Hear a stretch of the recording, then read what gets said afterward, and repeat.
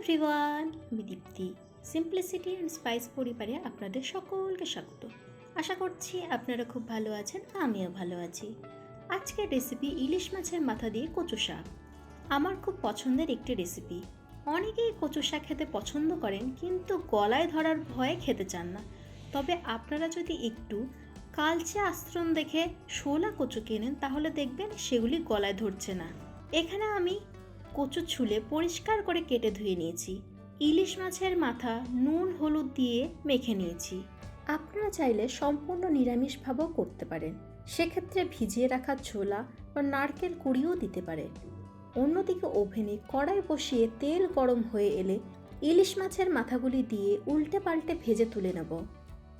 ফোড়নে দেব তেজপাতা, শুকনো লঙ্কা ও কালো জিরে। অল্প পরিমাণে আদা জিরে বাটা দিয়ে কষিয়ে নেব। দেব চেরা কাঁচা লঙ্কা ও রসুন কোয়া। এবারে কচু শাকগুলি দিয়ে দেব। কচু শাকগুলি কড়াইতে দেওয়া মাত্রই প্রচুর পরিমাণে জল বেরোবে। দেখুন কতটা জল বেরিয়েছে। স্বাদমতো লবণ ও হলুদ গুঁড়ো দিয়ে ভালো করে মিশিয়ে নিয়ে ঢেকে দেব, যাতে কচুগুলি খুব সুন্দরভাবে সেদ্ধ হয়ে যায়। ঢাকনা খুলে নেড়েচেড়ে কচু একটু কমে এলে ইলিশ মাছের মাথাগুলি দিয়ে আবারও ভালো করে কষে নেব।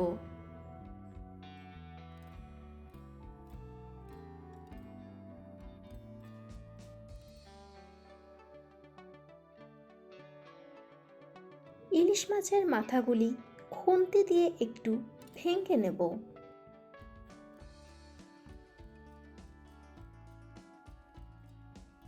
টেস্টের জন্য 1 চামচ চিনি দিয়ে দেব।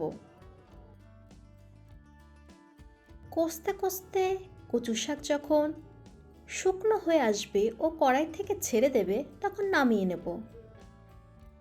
আমার মনে হয়েছিল নুন একটু কম হয়েছে, তাই আর একটু নুন দিয়ে দিয়েছি। তৈরি আমাদের দারুণ স্বাদের ইলিশ মাছের মাথা দিয়ে কচু শাক। গরম গরম ভাতের সাথে পরিবেশন করুন, অসাধারণ লাগবে। কচু যদি আপনাদের গলায় ধরে, তাহলে তেঁতুল বা আমসত্ত্ব বা লেবু দিয়ে দেবেন। আমি কালো কচু এনেছিলাম বলে কচুটি ভীষণই ভালো ছিল, তাই কোনো রকমের গলায় ধরেনি। ভিডিওটি ভালো লাগলে লাইক, কমেন্ট, শেয়ার করে দেবেন। ইউটিউব থেকে দেখলে চ্যানেলটিকে সাবস্ক্রাইব করে দেবেন। পরবর্তীতে আপনারা কোন রেসিপিটি দেখতে চান অবশ্যই কমেন্ট বক্সে জানাতে ভুলবেন না। ভালো থাকবেন, সুস্থ থাকবেন। আবারও আসবো নতুন একটি ভিডিও নিয়ে।